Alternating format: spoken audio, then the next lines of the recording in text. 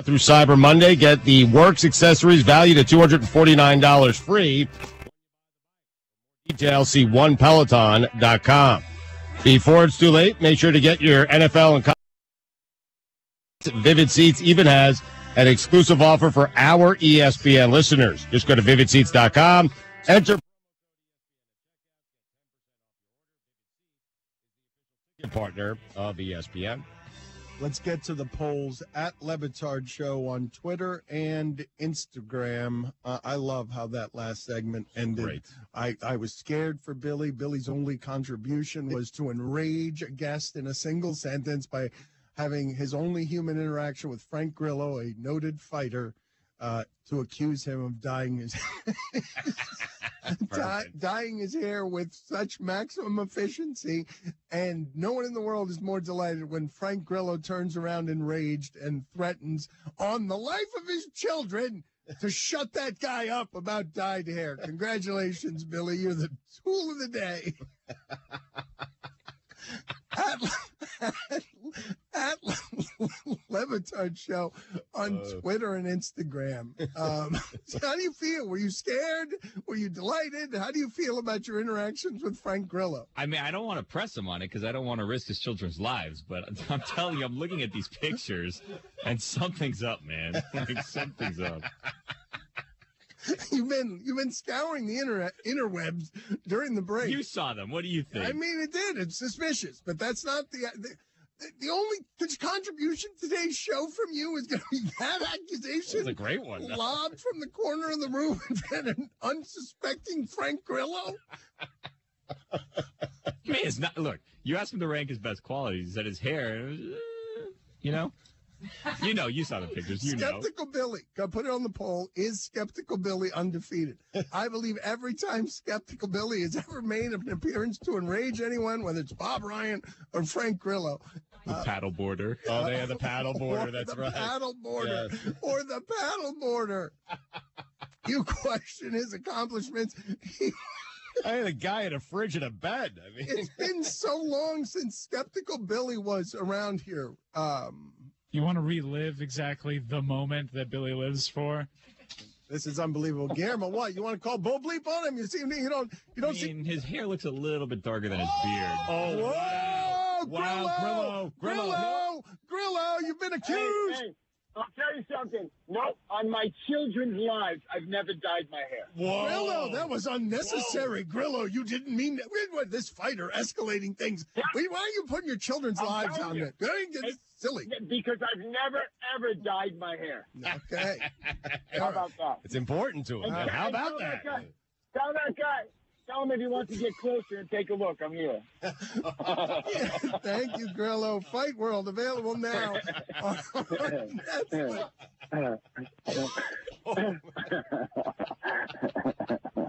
You okay, girl? Yeah. You good? You guys are great. Mike, let me tell you something. I just envisioned Stugatz. Tell me I'm not wrong. Tell me I'm wrong on this. If two ducks don't speak the same language and then come upon each other, what they're going to do is going to quack at each other in a way that sounds like Stugatz does whenever he meets anyone else who says the phrase, how about that? Because Grillo hit us with a how about that, and Stugatz ruffled his feathers and started peacocking and was like, oh, a kindred spirit, a fellow how about that guy. And then Stugatz countered with a different kind of quack. Silly. Because I've never, ever dyed my hair. Okay. How about that? It's important to him. How about that? Anytime he hears anyone say his catchphrase, he just says it differently. How about that? Does Billy live for agitating people from the peanut gallery? 98% of the audience said yes. How about that? We will talk to you mañana. This was the Dan Levatar Show on ESPN Radio. Till the tears run down from my eyes, Lord, somebody, ooh, somebody, can anybody find me? Somebody to love. Alexa, play hits from Queen. Okay. With Amazon Music, a voice is all you need. Get tens of millions of songs. Download the Amazon Music app today. Tune in to my new favorite TV show, Fansville, presented by Dr. Pepper, airing every Saturday throughout the college football season during the commercials. In Fansville, Dr. Pepper delivers a tour de force performance alongside legendary college football co-stars Brian Bosworth, Eddie George, and Les Miles. Critics are saying it's good, fantastic, and the best thing since Diet Dr. Pepper and Dr. Pepper Cherry. Get to your local Walmart today and grab some delicious ice-cold Dr. Pepper, the official drink of Fansville. This is the Stephen A. Smith Show. Des Bryant had torn his ACL. He was out for the year. I can't tell you how incredibly sad I was for him. I really, really can't. I felt so bad for him. But you know what? It had me questioning whether or not he was really in shape. Was he really, truly training every day? It did have me. It gave me cause to pause. So how much working out were you actually doing? How much work were you actually doing? I don't know the answer to that question. Catch Stephen A. weekdays at 1 p.m. Eastern on ESPN Radio and the ESPN app. Hi, this is Peyton Manning. This football season, tune in to Detail, where I'll break down film the way that I see the game. Every big play, touchdown, or turnover is usually set up by a series of variables. I'll go through these plays and more, focusing on the fundamentals, decision-making, and strategy that make a difference. Be sure to check out the latest episode of Detail, exclusively on ESPN+. Hi, it's Paul Feinbaum. We're back live taking your phone calls, 855-242-PAUL. I can be the vice president of the United States. The Paul Feinbaum Show, Monday at 3 Eastern on the ESPN app and the SEC Network.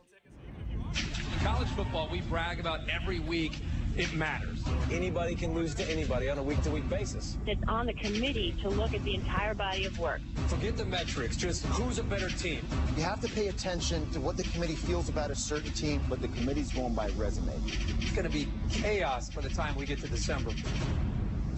The College Football Playoff Top 25 Ranking Show, Tuesday at 7 Eastern on ESPN, presented by Capital One.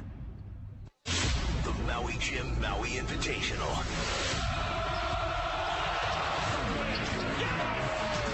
Coverage of the semifinals begin tomorrow at 7:30 Eastern on ESPN Radio and on ESPN. What's the best thing about Thanksgiving? Not having to go to work. Pie, peanut butter and bacon. What? Or Ralph. The Directed Ralph. Yes! This Wednesday. We're going to the internet. Yeah, we are. We came here to save your game, and that's what we're going to do. Genius. Good thinking. I'm probably the smartest guy on the internet. You are such a goober. From Disney. Ralph Break the internet. You're welcome. Ralph Breaks the Internet. Rated PG. Parental guidance suggested. Let's check it out. Everywhere Wednesday. ESPN Radio is taking over ESPN News. You can now watch your favorite radio shows all in one place. From Golic and Wingo. Oh, yeah. To the Dan Le Batard Show.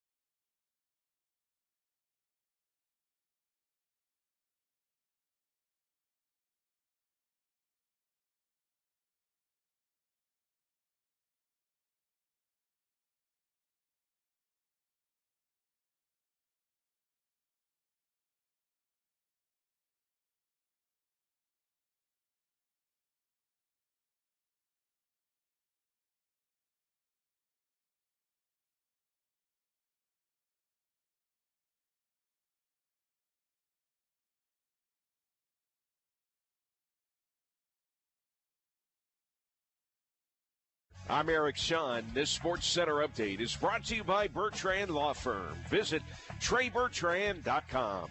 For just the second time in school history, the Southeast Missouri State football team is headed to the FCS playoffs. The 20th ranked Red Hawks were one of 14 at-large selections to make the postseason. And for the first time in school history, Southeast will host a playoff game. Saturday at 1 o'clock, the Red Hawks will host 15th ranked Stony Brook University from the Colonial Athletic Association. The Seawolves are 7-4. They're coming off a loss to Albany last week. The Red Hawks are 8-3. They won their regular season finale at home over Eastern Illinois Saturday, 38-32. Kick time Saturday at Houck Stadium, 1 o'clock. The SEMO men's basketball team is riding a 3-game winning streak after a pair of victories in Mobile, Alabama at the Unger Classic. Southeast has wins over Jacksonville and Chattanooga. They will take on the host school tonight at 7 o'clock, South Alabama. The Jaguars are 2-2. We'll broadcast tonight at 6:45 on Rio Rock 99.3 and ESPN 1220. Get sports updates on SEMO ESPN 1220 and 1470, SEMOESPN.com, and the SEMO ESPN app. Does having a game on the TV make a sports bar? Wings, Etc. in Cape and Jackson beg to differ. They take their sports bar status seriously. Wings, Etc. is the host of the SEMO Coaches Show every Monday from noon to 1. You can watch SEMO away games at Wings, Etc. Plus, get lunch specials and daily specials like 69-cent wings on Monday, 69-cent rib tips on Tuesday, 59-cent shrimp on Wednesday, 69-cent wings on Thursday and Friday, too. Plus, they've got free Wi-Fi and a full-service bar and craft beer. Wings, Etc. The definition of a sports bar. Live in the studio. It's time for the Red Hawks Coaches Show. Live from Wings, Etc. Hear the Coaches Show each week on SEMO ESPN 1220 and 1470. And also at SEMOESPN.com and the SEMO ESPN app. Also, watch the Red Hawks Coaches Show webcast live at SEMOESPN.com. Now, let's go live to Wings, Etc. for the Red Hawks Coaches Show. Welcome into Etc. Cape Girardeau, home of the Coaches Show playoff edition for the football team here on SEMO ESPN 1220, SEMOESPN.com, and the SEMO ESPN radio app, live stream available on YouTube.com. Search SEMO ESPN as well. Head coach Tom Matukowicz joining us here in the Coaches Show for today, as the technology decides to not be our friend today. The chaos that comes with playoff time as we go along. That's right, everything's going to shut down today. But as we go through all of that, hey, for just a moment. It's the dramatic pause that comes before all of it. Okay. We call this sudden change in football. Right. We call this adaptability, whatever you have to do. So, speaking of, head coach Tom Matukowicz to my left, sir. They made you wait a long time. It felt like, didn't it? Made you wait. Absolutely. You know, we were obviously all there waiting to hear, and we were in our team room, and the last pairing showed up, and I mean, it's just crazy, this game of life, and how you could have some of the most devastating loss the previous week, and then all of a sudden. I don't know if they can hear me or not. And then, obviously, the thrill of being able to not only make the playoffs, but to host a playoff. That was really just, because that's the first time it's ever happened. And anytime you're a part of something the first time, like, it can never be as good as that again. Even if we do it again next year, it won't be as sweet as the first year. Yeah, you talk about that. It took a long time to wait to get there. The last pairing announced on the show, Southeast Missouri hosting Stony Brook. Stony Brook, a bit of a journey, but kind of walk us through that feeling. You talked about it's been a bit of a dramatic week going from what happened at Murray to picking up a win that, maybe a little closer than you may have hoped on the field. We'll get to that in a moment, but to having that fleshed out finally with the announcement yesterday. Kind of walk us through that emotional run for you and the team as a whole this week. I mean, it's as just crazy and as emotional as anything I've been a part of. You're, kind of got your heart ripped out against Murray because we were obviously wanting to win a championship, and then that was no longer an option, and so we refocused, and the mission was now the playoffs. And so, went to work, got a great win against EIU, and we knew we were going to get their best. And to win that, then get everybody in the room. And I told her it's like Christmas. You don't know what's in that box when you open up that present, but you know it's awesome. Yeah. And we felt really confident that we were going to get in. But there's a couple teams that got in, and we weren't planning on it. Then all of a sudden, we were the last pairing, so everybody was a little tense. And then when it popped up there, man, people just almost lost their mind, and just there's legitimate tears of joy, which is, as a coach, man, that's just one of the greatest feelings you could ever have, is just watch your team have that kind of joy. Yeah. And it's well-deserved joy. No slight upon anybody who had that kind of emotional swell.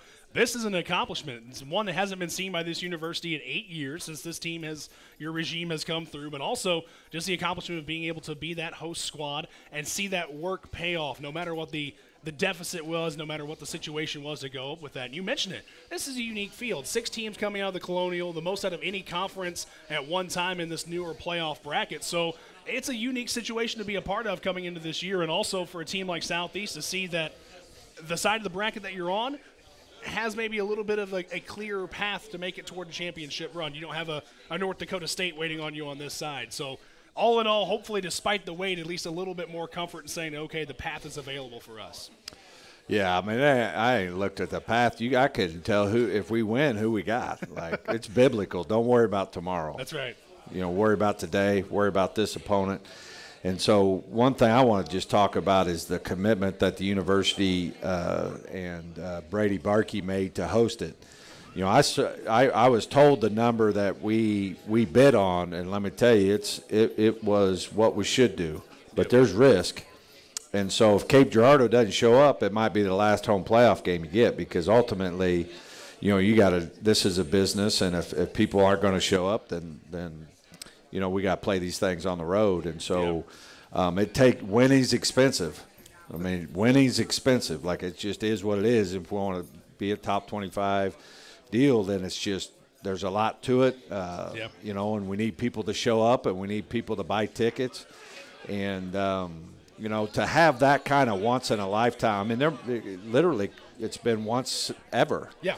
And to have that at Houck and to have it at home, I've just assumed that people would show up to play, and it's a great matchup for us. Yes. And should be a blast. So the first of many times, I'll address it now, as I know we will be having later on the show. Daniel Santa Catarina, the quarterback, we'll be talking to him, and also Brady Barkey, the athletic director. I'll kind of start it now. I know we won't mention much of it. Tickets are on sale now through the university. You can go to the athletics box office. You can call the numbers you normally call. This is an important game to have everybody come out to, because it's talked about a lot. Home field advantage, when it is palpable, it certainly exists. I know we have had some raucous crowds at Houck Field, and that certainly plays into your benefit. Anytime you're a home team, you can enjoy that kind of atmosphere. Exactly. I mean, we're 5-0 at home, and, yes. and really, since I've been here, we haven't laid too many eggs at home. I mean, we for the most part played well at home, and that's a huge advantage.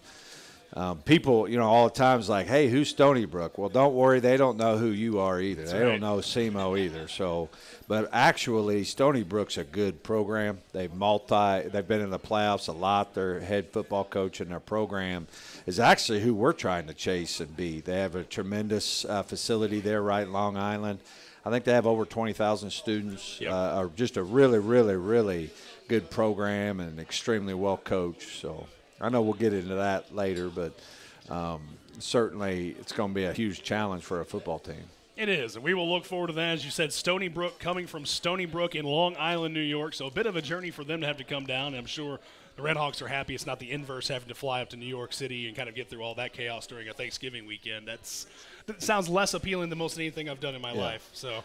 And I guarantee it's going to be warmer here than there. Boy, you hope so anyway. Hope the conditions favor. But before we jump into that, we kind of mentioned it, let's look back at what happened this last weekend. 38-32, the win against Eastern Illinois, a team that did, I think, what we all expected to. They weren't going to roll over and show their belly. They wanted to show up and fight, and they were able to get the first advantage on you, getting that passing game off the ground early on. Now, the Red Hawks ended up scoring 20 unanswered, so it seems like you responded pretty well in the latter part of that first half. But this is a team that did what we expected. I think they wanted to take it to you early, wanted to knock you on your heels, and do what any underdog does: upset the cart and see if you can get a win. Yeah, I think the one of the main things I wanted to do was respond well. I thought we could have responded better at Murray.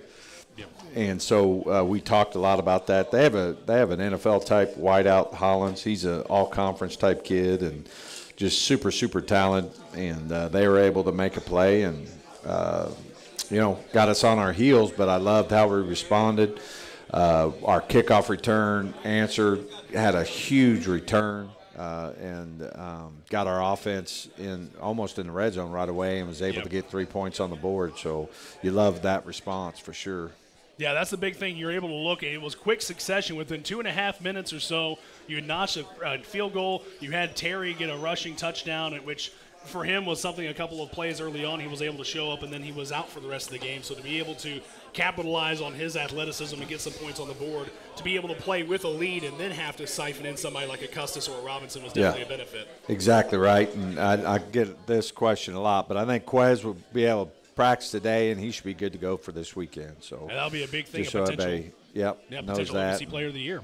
I think one of the things is we also our defense turned over EIU, and that's been a theme all year. We finished the season number 1 in the turnover margin in all of college football. That's right. And so that is a huge. I've never done that ever. I've been coaching 25 years. I was about to say pretty good accolade to be sure. Yeah, it really is, and.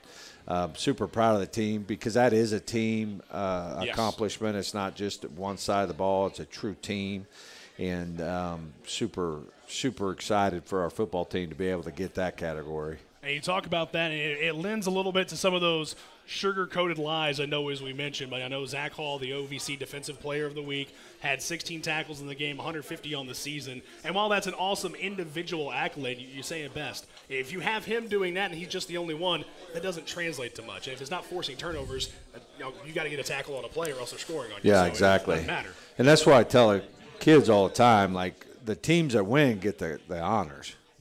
There aren't, we got all these players of the week because we're winning, and so that's what, happens when you have success. More people get awards, and so that bottom line is when someone makes the player of the week or the player of the year, that's really a team award. That's a defensive award to be able to get a defensive player all conference that week, and so it says a lot about our defense. And Zion Custis is a freshman that's going to be a huge impact player. We knew what we had. We just didn't know if it'd show itself this year. And he's really been able to not be a true freshman. Like he's really bought in, really locked in, and making plays for us. And you mentioned that those are the players I was going to mention next was Custis and Robinson, two guys who we've seen in doses this season, more in kind of relief moments coming in. But to be able to see them step up in that void with Terry being hurt for the game. Custis, you mentioned, 97-yard kickoff return, over 200 all-purpose yards. And not only that, that whole special teams portion of the game, you weren't really in a bad field position for most of the contest. And as you mentioned, with a team effort, that's a good thing you're going to have to do is have it all three sides balanced. Exactly right. And that's our formula all year. Like if we needed a play, somebody stepped up, some unit showed up. All of a sudden, we needed a kickoff return because they kind of got all that momentum on their side a little bit, and then all of a sudden we sprung a kickoff return, and that's what this team does. All of a sudden, we needed a touchdown, we scored one. We needed a stop, we stopped them. It was just a true team game, and it goes back to our culture and about our players care enough about each other that they go out and they execute. And that's a big thing to be able to do going into the playoffs. I know it's something that anytime you can have momentum going into a situation like that, it's preferable to the alternative. I know you'd probably much rather be going into the playoffs this week than you were 1 week ago. Yeah, I mean, absolutely. We are human. There's human nature to this game of football, and certainly confidence helps.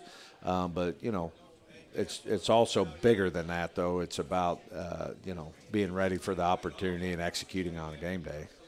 Joined by head coach Tom Matukowicz, it's the Southeast Missouri Redhawks football coaches show here at Wings Etc. in Cape Girardeau. I want to remind you that Wings Etc. has your lunch specials during this time. You can call in to pick it up, or you can come in and enjoy the festivities with us. Lunch specials start at $6.99, and I know wings are 69 cents per one today, so be sure to come out and check that out.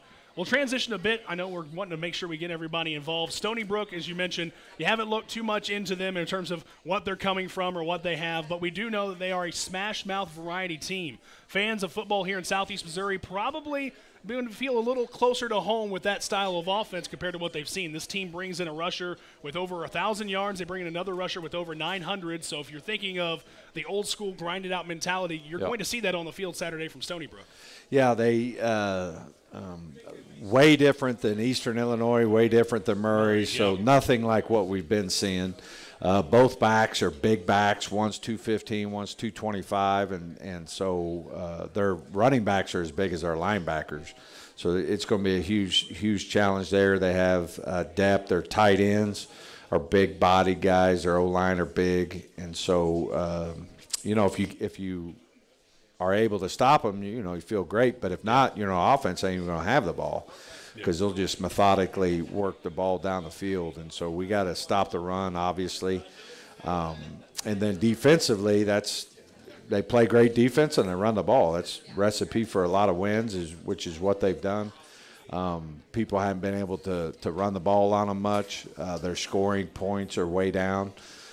Very, very good football team. Yeah, they're a team. You talk about a time of possession battle. They're about evened up. They have the ball for just under 30 minutes a game. So if anything, you have to capitalize early on. A big thing to note, they're pretty even in turnover margin. They don't really have anything that they've forced that they haven't given up on the other side. So for the Redhawks, I'm sure that is something that is maybe a little bit tantalizing coming into the game of this is something we can capitalize upon. Yeah, exactly. If we stop the run, make them throw them more, and then we're able to maybe turn them over more. Our offense, I think, is locked in, and they understand you got to take care of the football. And turnovers do happen. You can't eliminate them completely, but you can't have any stupid ones is the one that'll get you beat. And I always say it all the time, no matter how bad the play is, you can always make it worse. Yes. And so just got to understand when you have that football, let's make sure we don't turn it over. Yeah, the whistle blows and you're not the one with the ball in your hands. It's about as bad as it's going to be when it's all said and done.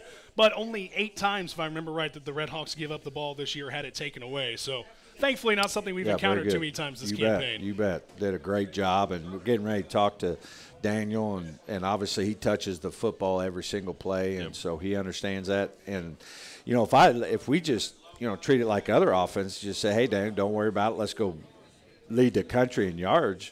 We probably could. Yeah. But he wants to win. We want to win, and so yards and points aren't necessarily the goal here. The goal is to winning. And so, he's made a lot of just calm, cool, collected decisions based on where we're at in games. And so just, I can't say enough about him and his decision-making. Life is best served in ballots, it seems, in most situations. You have it here. Coach, I know when you're facing that I don't agree with that. Oh, really? Okay. No, I tried. See, my wife says the same thing. I'm saying, hey, if a little bit's good, a whole lot's better. I mean, yes, but then you start looking like me if you indulge in some things that are a whole lot better. So I have to find the balance for myself. Yeah. So we're beefing on that, I guess. So I don't know. A little bit of conversation to be had. When you play a team like a Stony Brook, like you said, the possession battle is going to be a big deal. Time of possession is going to be that. Does it cause you to modify anything you look at in terms of offensive production or anything you want to look at to put out on the field, or do you very much stick to your guns and make them adapt to you on the other side? I know that's preferable, but yeah, I mean, obviously we are who we are, and we got to go win this game by being who we are. There's just little things like they won't be in third and long a bunch. No. So they're going to be in third and mediums and shorts, and so maybe you have to have more calls, or our offense, they're going to put Ebay up in there, and there's a reason they're in a top 25 in red zone and third downs. They're going to make you execute. They're going to make you block people. They're going to make you win one-on-ones. And so, it's all about making a play on offense. Yeah, and the other big thing I noticed with that is, and it's something you force to a certain extent, but it's not a great way to capitalize, is penalties. Yeah. Their penalty ratio is pretty high, so that's something that's maybe indicative of, you see it, high penalty numbers, high turnover numbers. Maybe that's something you can work with. But I know for penalties, obviously, there's only so much you can do to force that. It's if you capitalize if they make that mistake. Exactly.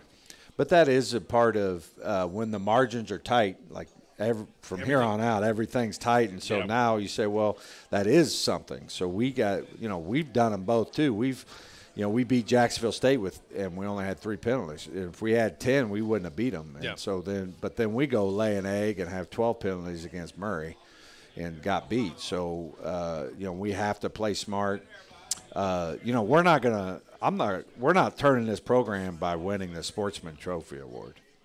Okay. So I'm not into doing that. Like we have to be a little aggressive because we're like the redheaded stepchild down the block. Like we're gonna have to come up and we're gonna have to swing first. So there's just a little bit of that to turning a program around and the toughness and but we can't. At the end of the day, we want to win. So don't do anything stupid.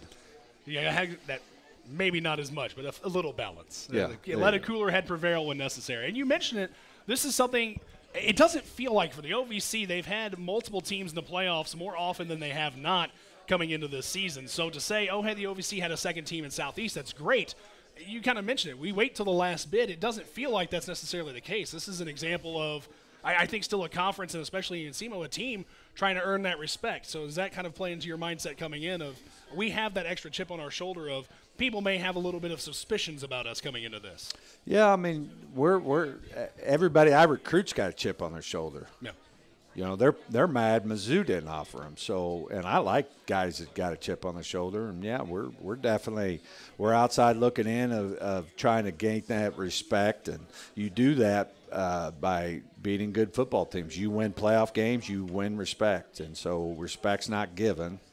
It's earned. And so we got to do a great job. And how you do that is you have great Mondays, you have great Tuesdays, you have great Wednesdays and Thursdays and Fridays. And then guess what? You do it again on Monday, Tuesday, Wednesday, Thursday, Friday. And then guess what that got you? Nothing. Do it again Monday, Tuesday, Wednesday, Thursday, Friday. So, I mean, at the end of the day, we just got to be addicted to the process. We got to be fired up. We got to win the most important battle. Like we got to play the hardest.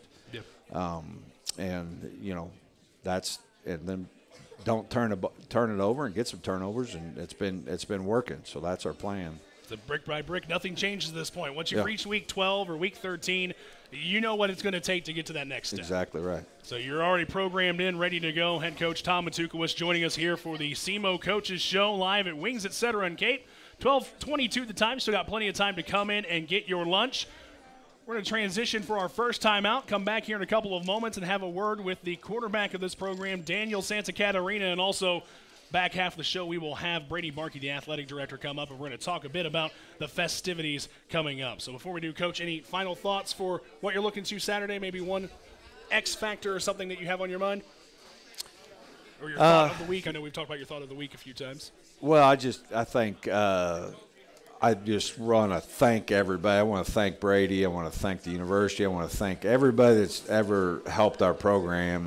And I want you to know and them to know that they have a piece of this too. Yeah. This isn't just our thing or us. This is, the whole community, the whole university, our administration. Every single person has a piece of this, and you should be proud of getting our program to where it's at right now. It's a chance to wear the red and black with pride. It's well-deserved coming out of this. Playoff spot for the Red Hawks, again taking on Stony Brook this Saturday. We'll talk more about ticket acquisition and whatnot on the other side of the break, but when we come back, we'll have Daniel Santacaterina, the quarterback for the Red Hawks, on the Southeast Missouri State Football Coaches Show, live at Wings Etc. in Cape Girardeau on SEMO ESPN.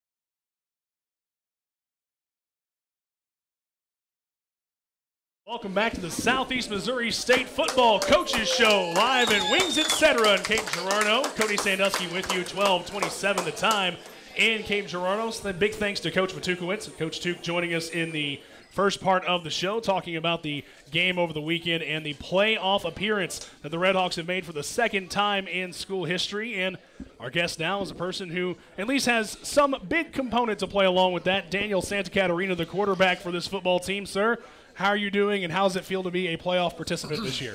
Feel good, feel relieved. Got in last second yesterday, so feel good about that. So I was going to say, much like with Coach, I was going to ask the same thing. How does it feel to be in that room and kind of seeing the seconds count down of, oh, wait a minute, what's happening here? Yeah, so going into it, you try to get yourself prepared for both situations. So I was like, if we don't make it, we get Thanksgiving. My family is trying to, take yourself through that. Right. And then it starts, and I'm like, okay, if we don't get in, I'm going to be really angry, and really got nervous, and then a bunch of relief at the end. So. Hey, you talk about that. Is that kind of a text you have kind of drafted up to your parents? Hey, Mom, hey, Dad, sorry, I'm not going home this time around.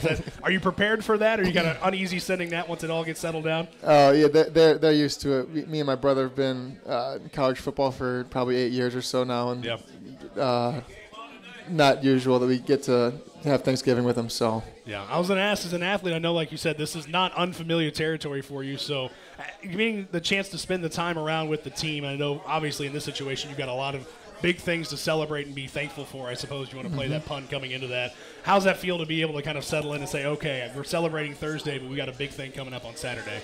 Yeah, having it during the on Thursday, it will be enough time before the game, so it'll be just fun getting with the team, with our coaches.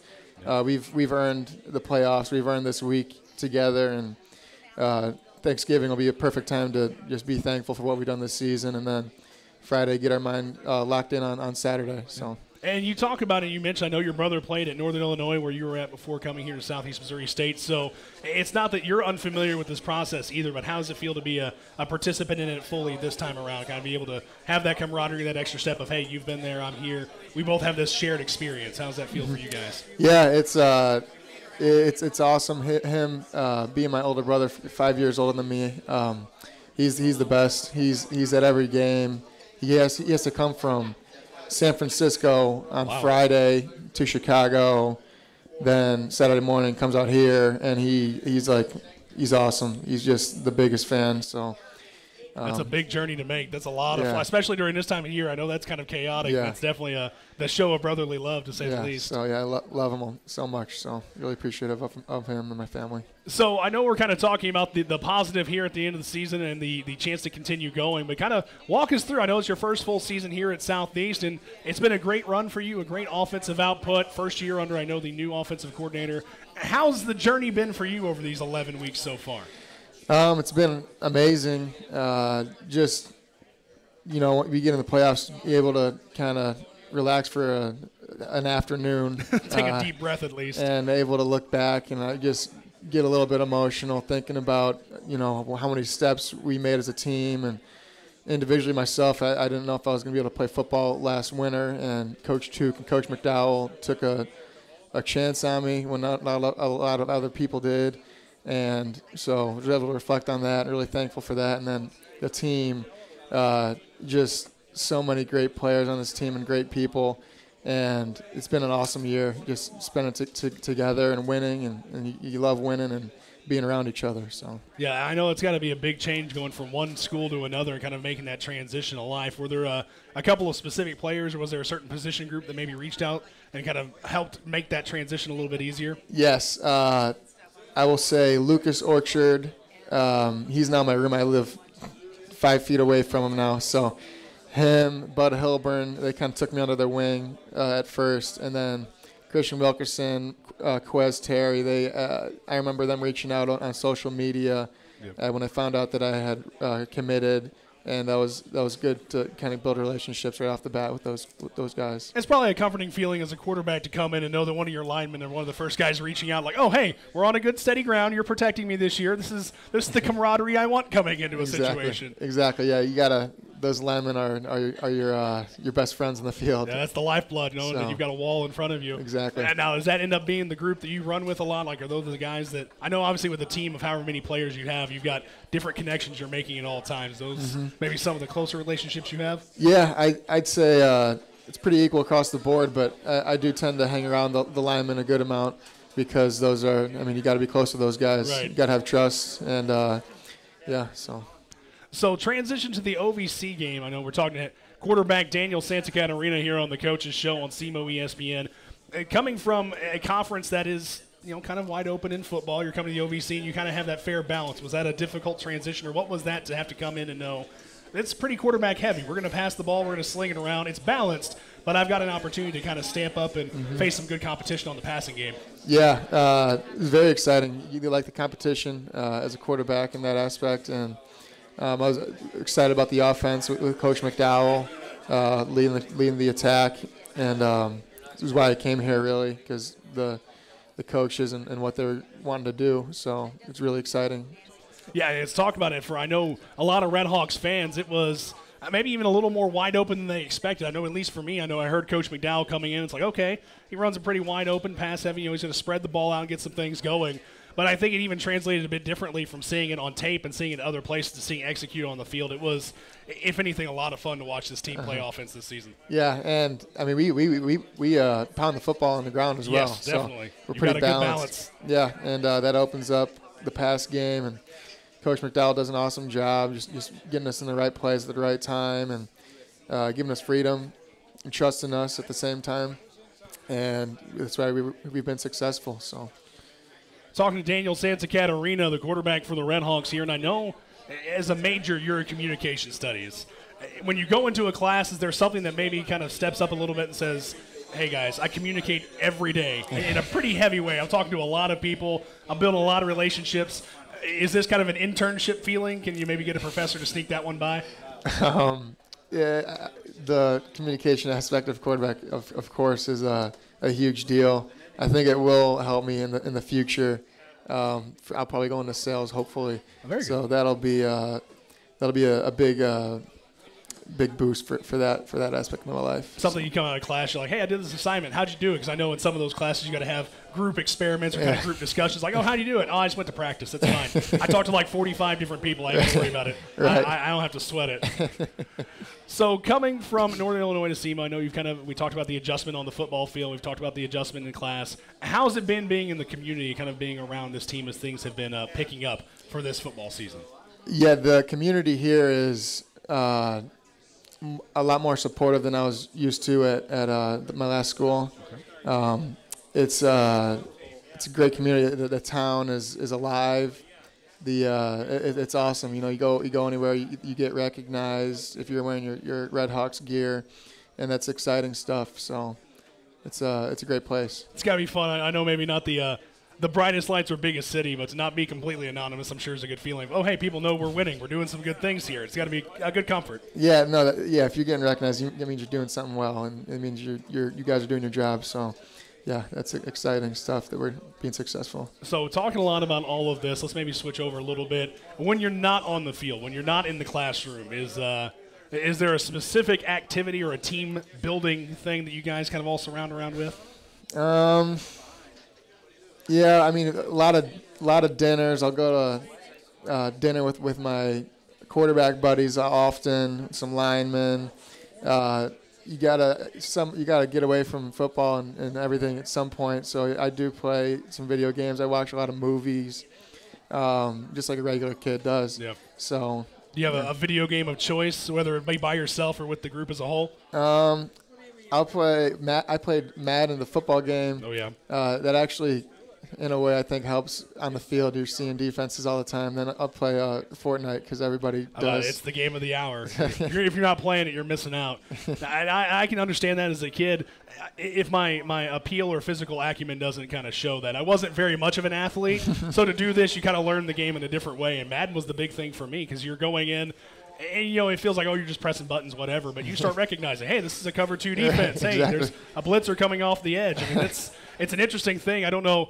if all coaches, I think more are now as the game has gotten better and more advanced, but there's some appeal of saying, hey, I'm doing some work off the field too. I promise, Coach, I'm investing the time, I'm examining playbooks. Exactly. Me and Lucas Orchard were just playing Madden just right before I left for here, and we were talking after every play. He's like, oh, you're bringing the blitz, huh? Your DBs are going to get a lot of pressure on them now. You're going to leave some holes, so That's right. It is interesting. Just taking that up to the next level in terms of that. Is there a team of choice for you that you're playing with this season, or you just kind of just scramble with whatever you can find? I like the Bears because I'm from Chicago, and we are the Bears are doing very well. So You've got a good doubleheader rushing attack. You've got a quarterback that can move in the pockets. That's got to be a good feeling. You've got Khalil Mack.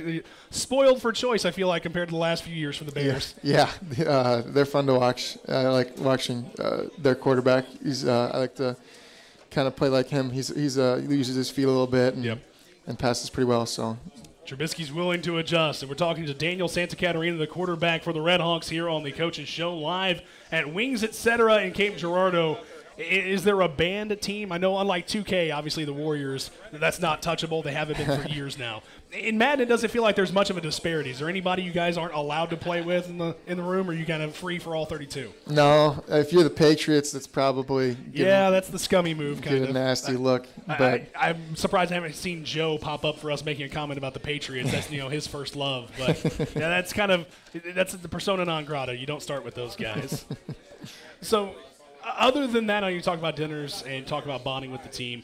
You mentioned that you're looking to go into sales. Is there anything necessarily that kind of drove you to the communication side of studies? Was it just I communicate a lot every day, so it kind of played into my natural strengths? What was it that kind of makes you lean that way?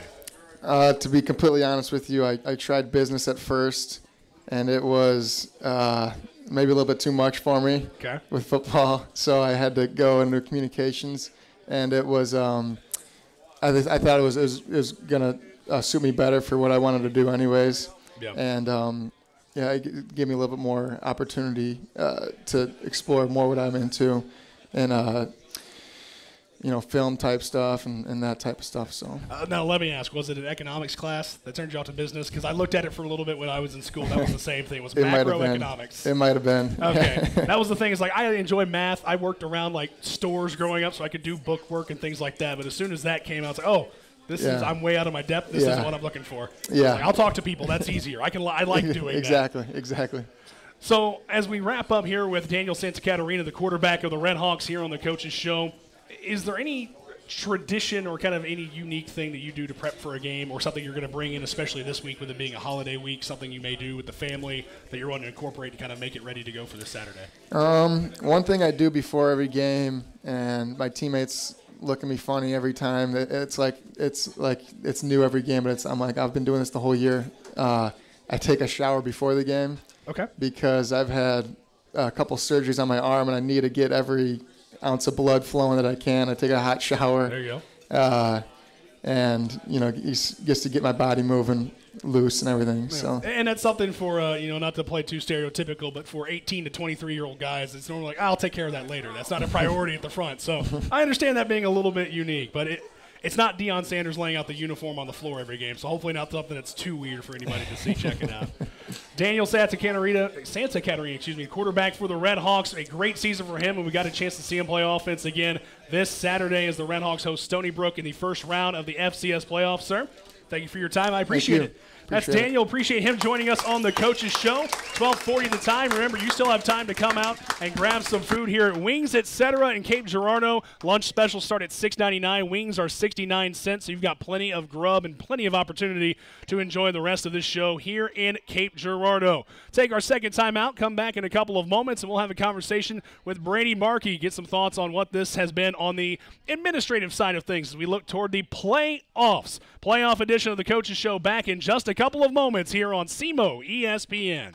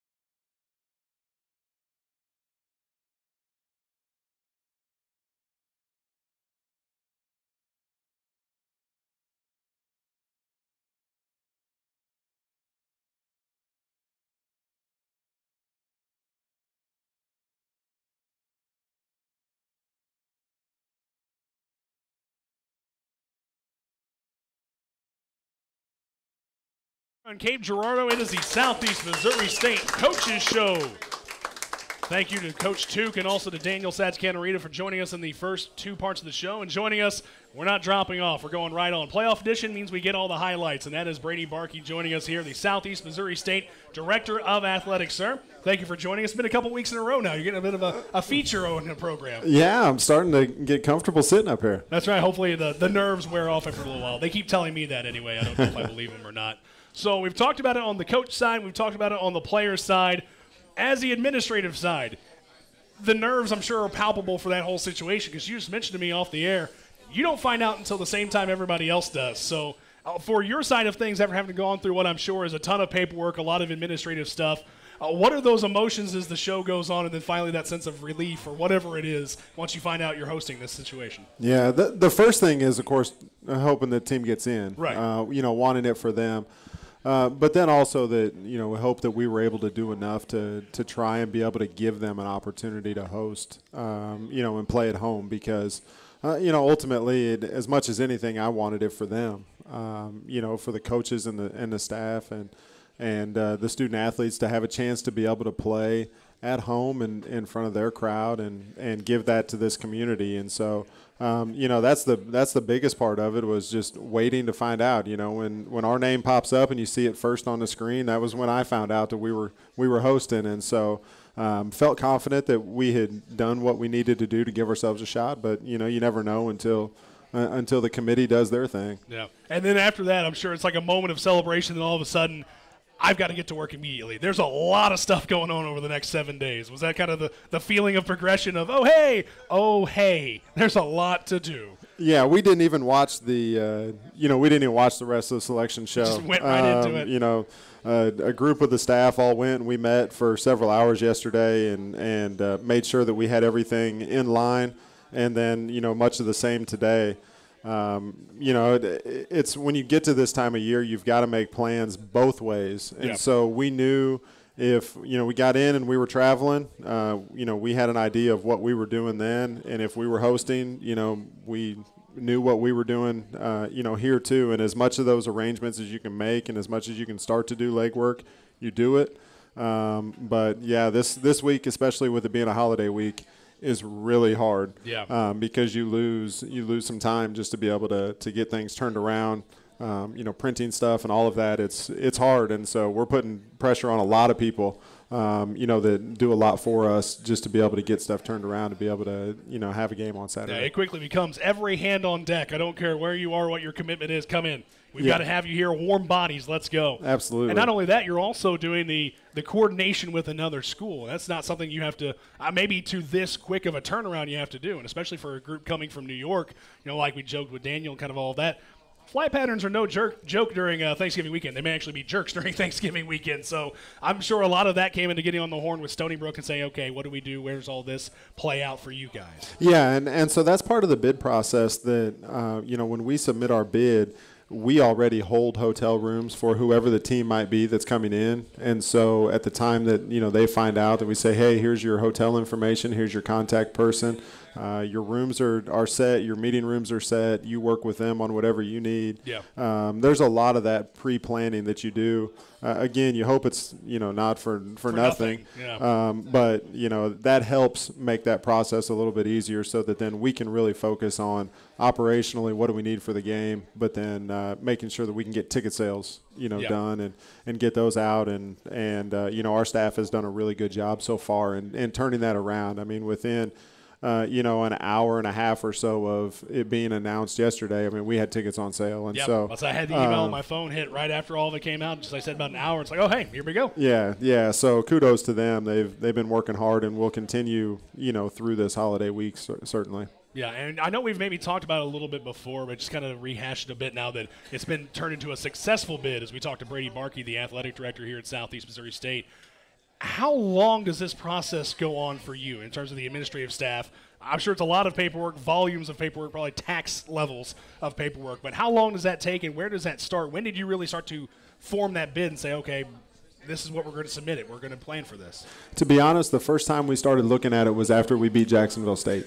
Makes sense. That was the time we first pulled out the manual and started looking at it to see everything that's going to go into it. And certainly there's a lot of people in the league that have either had experience with the committee or hosting games themselves that, were gracious enough to let me lean on them in terms of making sure that we didn't have any surprises and knew really what to anticipate in the bid process, but then also when it comes to hosting, what's that going to mean for signage that's in the stadium and what are you going to have to cover and, Coke and Pepsi and, all of those types of things that all of the nuance, go into it that you don't think about, what do you have to cover up or what do you need to do. And it's been really helpful, but yeah, it's a long time in the, in the making to try and get to something like this. And it'll make it easier for the next year. Yeah. When we have an opportunity to host again, then it's like, hey, we've been through this. Let's pull that back out again. And we know the dog and pony show this time around. Yeah, absolutely. I'm sure, not to maybe take on the field, off the field, but I'm sure that's a little bit of a unique phone call to make to Jacksonville State after they beat them. Like, hey,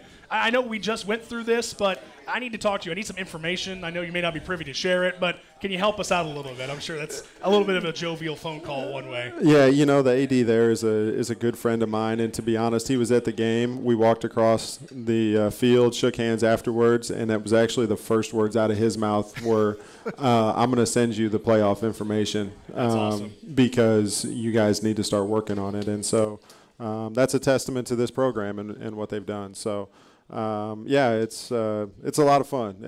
I'll take the hours and the work and the effort, to be able to have something like this for the first time in Houck.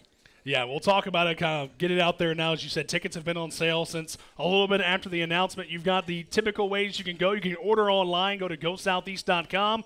You can call the Athletics ticket office at 573-651-2113. I know you can also just go there in person and do all of that. Prices start at $15 for adults, $10 for youth. And I know for you it's been some of that situation answering some of these questions.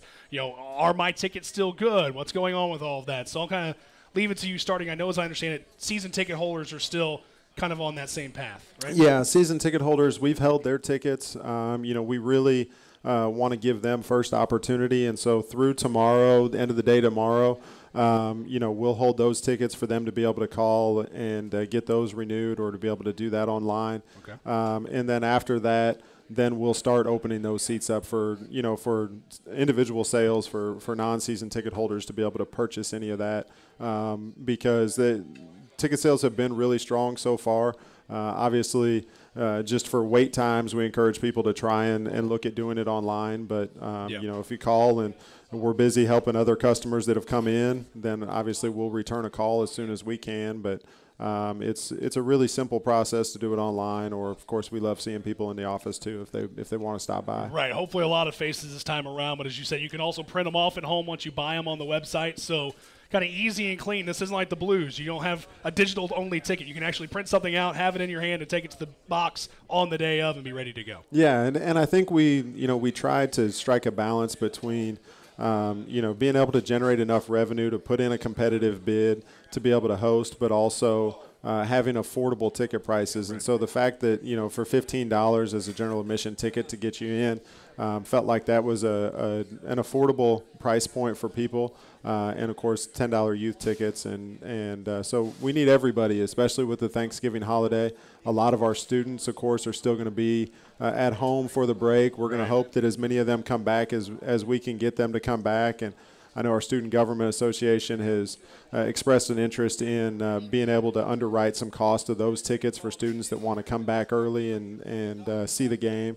But, we need the community, Cape Jackson and surrounding areas to be able to really step up and show this team that they're behind them. Yeah, this is certainly the opportunity. I mean, what better time than a playoff game to show up? You can pack out the house and know that you're giving the benefit to the Red Hawks of giving them the fan support. Also just filling out Houck. I know it's always a fun feeling when that place gets rocking. I know homecoming we talk about every year. That's a big appeal for a team on the field, but also people in the stands. That's a palpable experience. You feel that when you go to that kind of game. Yeah, you do. And let's not forget, too, that, ESPN's bringing their trucks in, yes, and they're going to do a production. And, this is some national exposure for this community and for this program. And, people are going to be tuning in to watch this. Certainly in New York, a lot of those people that aren't coming, but anywhere around the globe, and so it's a good opportunity for us to be able to to show off and put a really good foot forward. And as Coach said, there's nothing like the first time. No. In that situation, this is the first time for the Redhawks to host a playoff game, second time they've been in this current playoff-style bracket. So what better way or what better time than the first time around to kind of show with that right foot forward? Yeah, might as well, right? Let's do it. It's going to be a good one as we talk about 1:05 the kickoff on Saturday. So certainly if you're coming in, you got tickets to redeem, be prepared. Hopefully we've got some lines to worry about, not too many of them, but have a good experience for it. Are there any other kind of ancillary things or kind of administrative things we need to know about before that game? I know with the NCAA, things can be a little bit different than a normal OVC game. Yeah, no, we're going to try and keep it as business as usual as we can. Okay. Certainly I would encourage people to get out early. Not just because of the lines and those things. Weather's supposed to be good in terms of temperature, and I think for late November as good as you can ask for. I'm about to say, that's the big thing. But one of the things I've been a little disappointed about is that as we've gone later on in the year, the tailgating crowds haven't been as large. Of course, our team's still going to be coming through, for their Red Hawk Walk at 11, and so to really that's the time when the energy really needs to start, and so. Getting people in the stands for 1 o'clock, I'll take that. Right. But if we can get them out at 11 o'clock to really give them that welcome as they come through and go into the field, they deserve that too. And if you've never been a part, if you've never gone out for the Red Hawk Walk, I personally encourage it. It is just a great time to be a part of. Again, it's just an experience. It's not something tangible in words. It's a good rush feeling. I know it's a couple hours before, so you have a little bit of downtime before you get into it. But you're going to see a number of guys who are ready to go. A number of these players, I think for all of them almost, their first playoff taste in collegiate football. So for them to come in, it's a new thing for them. So they're going to be hype, and I think even more so for the fan base to turn around and allow that excitement to flow right back. Should make for a great Saturday, no matter, even if the weather is cooperating, no matter what comes in that side of things. Yeah, absolutely. There's nothing like the atmosphere that we've been able to create over the last few years, and it's much improved from when I got here 10 years ago in terms of what that just game day atmosphere is like, and this is an opportunity to build on that too. It's going to be a great time. Remember, 1 o'clock is when the game is, 1:05 thereabouts for the kickoff. Make it in early. Red Hawk Walk is at 11. Be a part of the festivities. First time hosting the playoff football game here at Southeast Missouri State. Brady Barkey, the Director of Athletics. Thank you, sir, as always, for your time, and we'll see you on Saturday. That sounds great. Thank you. That's Brady Barkey. Appreciate his time. Appreciate him alongside Coach Tuke and Daniel Santacaterina for joining us on the Coaches Show. One note before we go, and I figured I'd give Coach a chance to maybe get in some food and kind of have a break for a moment. If you haven't seen, the FCS, the Football Championship Subdivision, has the Eddie Robinson Award for the Coach of the Year. Will Healy over at Austin P won it last year. Coach Tuke has been honored as a finalist for this year, so he is a finalist on that award ceremony. We will find that out, as I understand it, within the next week or so. I know we kind of joke around here about the sugar-coated lies and all of that, but I didn't want to get out of here without allowing Coach the opportunity to get the credit well-deserved for this team and for him individually as a part of that process. A finalist for the FCS Eddie Robinson Award for Coach of the Year. We'll wrap things up here at Wings Etc. I want to remind you again, tickets are on sale now. You can come out. They start at $15 for adults, $10 for the youth. Come on out, 573-651-2113. You can also go by the athletics ticket office. You can go to GoSoutheast.com and print those out. If you have a chance, by 5 o'clock tomorrow, if you're a season ticket holder, you can call in and guarantee your regular spot. So if you're ready to go, you can make that happen. Let's make it a big crowd, folks. It's going to be a good time, I promise. As the PA guy, I'll give an extra growl on third down for you. Whatever I can do, I don't need a voice for the next weekend. I'll kind of get rid of everything I can to make this a great atmosphere. Stony Brook's coming in. Let's make it a great time for playoff football here in Southeast Missouri. Thank you to Coach Tuke. Thank you to Daniel Santacaterina. Thank you to Brady Barkey. I'm Cody Sandusky. This has been the SEMO Coaches Show here at Wings Etc. in Cape Girardeau. As long as the playoffs are on, we will be having a football coaches show. So if things go the way we hope, we'll be right back here next Monday in Cape Girardeau. Let's do it over again. Coaches Show live at Wings Etc. in Cape. Until next time, stay safe, stay warm, and we'll see you on Saturday over at Houck Field.